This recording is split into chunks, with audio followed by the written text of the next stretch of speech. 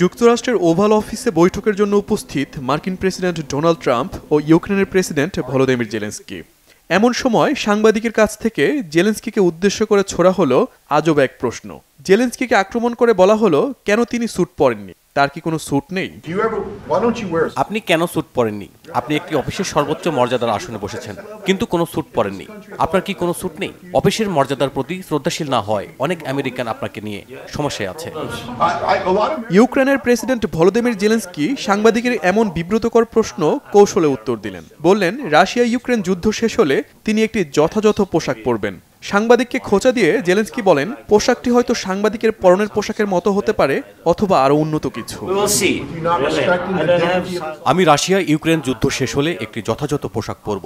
সেটি আপনার পোশাকের মতো হতে পারে, অথবা আপনার পোশাকের চেয়ে আরো উন্নত কিছু হতে পারে। আমি জানি না, সেটি সস্তা কিছু হতে পারে।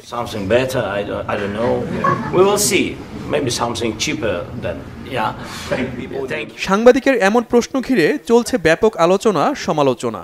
বিশ্লেষকদের মতে, একটি দেশের সর্বোচ্চ নেতাকে এই ধরনের প্রশ্ন করা মানহানিকর। প্রতিটি দেশের পোশাকে কিছুটা ভিন্নতা থাকে, সেটি দেশের সাধারণ মানুষ থেকে সর্বোচ্চ পর্যায়ের ব্যক্তির মধ্যেও দৃশ্যমান হয়। তাই যে কোনো পরিস্থিতিতে এই ধরনের প্রশ্ন আপত্তিকর বলে মত বিশ্লেষকদের।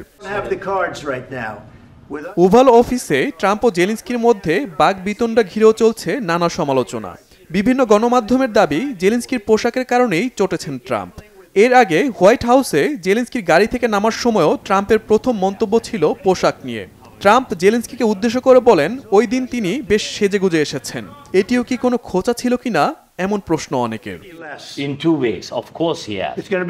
শহীদ Arafat, Bangla vision, news desk.